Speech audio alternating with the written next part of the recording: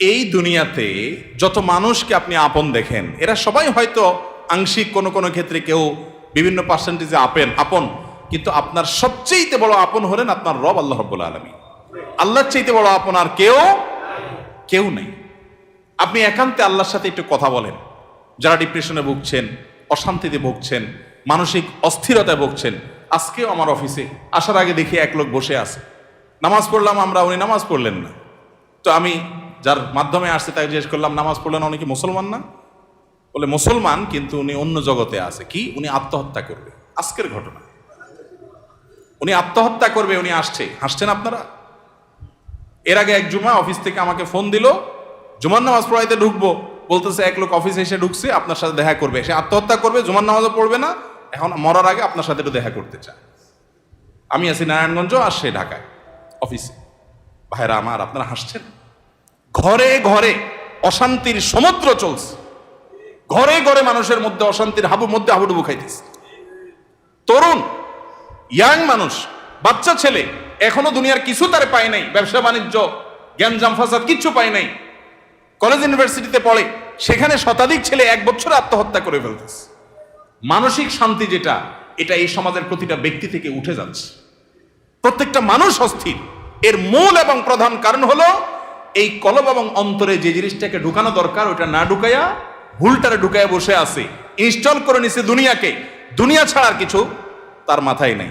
একজন যুবক, তিনি কোনো মেয়ের সাথে অবৈধ সম্পর্কে জড়িয়েছেন, হারাম সম্পর্কে জড়িয়েছেন, সেটা একটা বিষয়, কিন্তু সেই মেয়ে তার সাথে ধরুন মানে কথা রাখে নাই, সে আরেকজনের সাথে ভেগে গেছে বা অন্য কোথাও তার বিয়ে হয়েছে।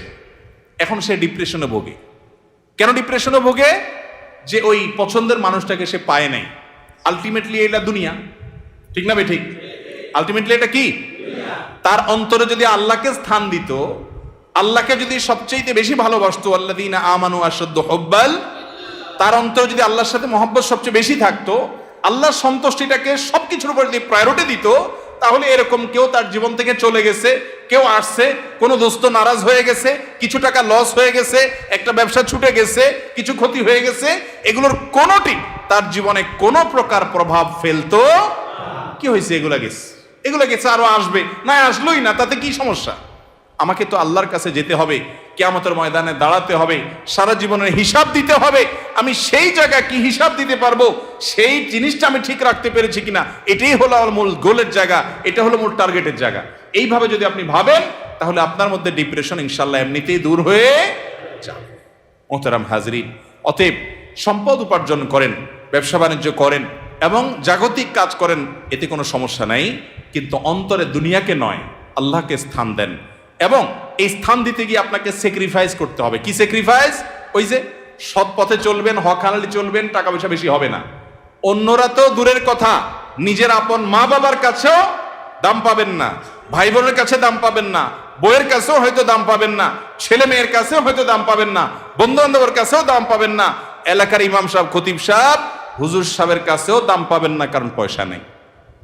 কিন্তু আল্লাহর কসম, যেই জায়গায় দাম পাওয়া দরকার সেই জায়গা ঠিকই পাবেন। আরশ আজিমের মালিক আপনার অনেক বেশি মূল্য দিবেন।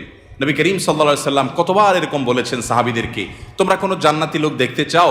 বলি ইয়া রাসূলুল্লাহ, দেখতে চাই। একটা লোক চলে যাচ্ছে সামনে দিয়ে, তিনি জিজ্ঞাসা করেছেন, এই লোকটা সম্পর্কে তোমাদের কি ধারণা? বলি ইয়া রাসূলুল্লাহ, লোকটা খুব সাধারণ একজন মানুষ, এত গরিব, সমাজের এত সাধারণ মানুষ যে এ ব্যক্তি কারোর মেয়ে বিয়ে করতে চাইলে কেউ তার কাছে মেয়ে বিয়ে দিবে না, কেউ তাকে পয়সা হাওলাত দিবে না, কেউ তাকে চেয়ার দিবে না, কেউ তাকে কদর করবে না। আরেক লোক আসছে, নবী করিম সাল্লাল্লাহু আলাইহি সাল্লাম বলেন, এর সম্পর্কে তোমাদের বক্তব্য কি, মূল্যায়ন কি? সাহাবীরা বলছেন, ইয়া রাসূলুল্লাহ, এই লোকটা যার মেয়ের বিয়ের অফার করবে, সবাই তার কাছে মেয়ে দিতে পারলে সৌভাগ্যবান মনে করবে, পয়সা আলা, ভাবসাবালা, সমাজে অবস্থানওয়ালা। সে কারো কাছে কিছু চাইলে কেউ তাকে ফেরত দিবে না, তার অবস্থান আমাদের কাছে অনেক বেশি। নবী করিম সাল্লাল্লাহু আলাইহি সাল্লাম প্রথম যে ব্যক্তি যাকে সমাজের মানুষ অনেক তুচ্ছ মনে করে, অনেক দুর্বল মনে করে, তার সম্পর্কে মূল্যায়ন করে তিনি বলেছেন, এই যে প্রথম লোকটা, দ্বিতীয় লোকটার মতো মানুষ যদি গোটা দুনিয়াতে পরিপূর্ণ হয়ে যায়, তবুও এই প্রথম এই দুর্বল, কিশোকায়, হ্যাংলা পাতলা, গরিব, অভাবী মানুষ, যাকে তোমাদের সমাজ কোনো দাম দেয় না, এই লোকটার মর্যাদা আল্লাহ রাব্বুল আলামিনের কাছে ওই দ্বিতীয় লোকটার মতো মানুষ গোটা দুনিয়াতে পরিপূর্ণ হওয়ার চাইতে বেশি। ভাইরা আমার, এজন্য সামাজিক অবস্থান এটা আরেকটা ডেঞ্জারাস ব্যাধি, নেশা। নেশা সামাজিক অবস্থান। বেশিরভাগ লোক পয়সা করি কামাই করেন নিজে খাওয়ার জন্য না, ভাবসাবের জন্য। কিসের জন্য? ভাবসাবের জন্য। ভাবসাব বুঝেন? আমি এই জন্য প্রায় সময় বলি গোটা দুনিয়াতে এখন অভাবটা হলো ভাবের। অভাবটা কিসের? ভাবের অভাব। যে আমাকে মানুষ লাখপতি বলবে, কোটিপতি বলবে। অনেক লোক দেখবেন যে বিদেশে হয়তো উনি সাধারণ একটা কাজ করেন, কিন্তু দেশে আইসা মাশাআল্লাহ কোট টাই বুট, ঢাকা শহরে হয়তো কোনো একটা দোকানে কাজ করেন, কিন্তু গ্রামে যায় মাশাআল্লাহ এমন ভাবে পরিপাটি হয়ে যান যে উনি ঢাকা শহরের বিশাল শিল্পপতি। আছে না নাই? তো বেচারা এত কষ্ট কেন করতেছে? তার দরকার একটু ভাব। তার কিসের দরকার? ভাব। এটাকে বলে সামাজিক অবস্থান।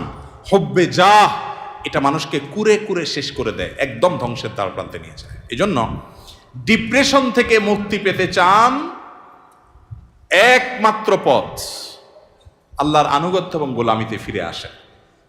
সালহাতু সঙ্গে বুদি দিল খারাস আজমুদে এক জামানা খাকে বাস। ভাইরে, বহু বছর তো পাথর হয়েছিলেন, কিছু কাল একটু মাটি হয়ে দেখেন, একটু চোখের পানি ফেলে দেখেন, একটু রোনাজারি করে দেখেন, একটু আল্লাহর সাথে কথা বলে দেখেন, দুনিয়ার মোহটা ছেড়ে দেন, আল্লাহর মোহাব্বতটাকে নিজের ভেতরে আনার চেষ্টা করেন, আল্লাহর গোলামিটা করে দেখেন। একাকি আল্লাহর সাথে একটু কথা বলেন, ভোর রাতে উঠে একটু আল্লাহর সাথে কথা বলেন, তাহাজ্জুদে গিয়ে একটু চোখের পানি ছেড়ে দেন, মুনাজাত করেন, আল্লাহর সাথে কানাঘুষা করেন। কেউ আপনার দুঃখ বুঝে না, আল্লাহকে বলেন, আল্লাহর সাথে একটু কথা বলেন। আপনার চাইতে সুখী মানুষ আল্লাহর জমিনে আরেকটা আর থাকবে না ইনশাআল্লাহ। ভাইরা আমার, সুখের যে পথ কোরআন বলেছে সেটা আমাদের বিশ্বাস হয় না। সম্ভবত হাসান বসরি রাহিমাহুল্লাহ বা অন্য কোন এক তাবেঈ বলেছেন, কোরআনে আল্লাহ রাব্বুল আলামিন বহু জায়গায় ওয়াদা করেছেন যে আল্লাহ তাআলা মানুষকে দুনিয়াতে সুখ স্বাচ্ছন্দ্য দিবেন। মান আমিলা সালিহাম মিন যাকারিন আও উনসা ওয়া মুমিন ফালানুহইয়ান্নাহু হায়াতান তাইয়্যিবা। নারী হোক আর পুরুষ হোক, যে ব্যক্তি ঈমান আনার পর নেকামল করবে, আল্লাহ নির্দেশ মতো নিজের জীবনকে পরিচালিত করবে, এটাই তার জীবনের মূল টার্গেট। এটা ঠিক রেখে পয়সা আসলে আসুক, না আসলে নাই, ব্যবসা থাকলে থাকুক, না থাকলে নাই, আল্লাহর আনুগত্যটাকে মূল রেখে চলে। আল্লাহ রাব্বুল আলামিন ওয়াদা করেছেন দুটি বিষয়ের। এক, ফালানুহইয়ান্নাহু হায়াতান তাইয়্যিবা, তাকে অবশ্যই অবশ্যই, যারা মাদ্রাসার ছাত্র বা আলেম ওলামা তারা জানেন, ফালানুহইয়ান্নাহু লামে তাকিদ বা নুনে তাকিদ সাকিলা, তিনটা তাকিদ দিয়ে আল্লাহ বলেছেন ফালানুহইয়ান্নাহু, অবশ্যই অবশ্যই অবশ্যই আমি তাকে দুনিয়াতে সুখী জীবন দিব। আল্লাহ তাআলা বলেন নাই সম্পদের পাহাড় গড়তে পারলে, বিশাল বড় চেয়ারের মালিক হতে পারলে, গদি দখল করতে পারলে, সামাজিক অবস্থান হলে ওই ব্যক্তিকে আমি সুখ দিব। আল্লাহ বলেছেন ঈমান আনার পর যদি নেক আমল করো, আল্লাহর গোলামি যদি কেউ করতে পারে সমস্ত ক্ষেত্রে, যে আল্লাহর আনুগত্য ঠিক রেখে দুনিয়ার সব ঠিক থাকলে থাকুক, আর না থাকলে সব বাদ, আমার বন্ধু অন্তরে তাকে জায়গা দিলাম যতক্ষণ পর্যন্ত আল্লাহ রাব্বুল আলামিনের কোনো আদেশ নিষেধ লঙ্ঘন না হয়। তার সাথে বন্ধুতা করতে গেলে আমার আল্লাহকে হারাইতে হয়, তো বন্ধু বাদ, স্যাক্রিফাইস করে দিলাম।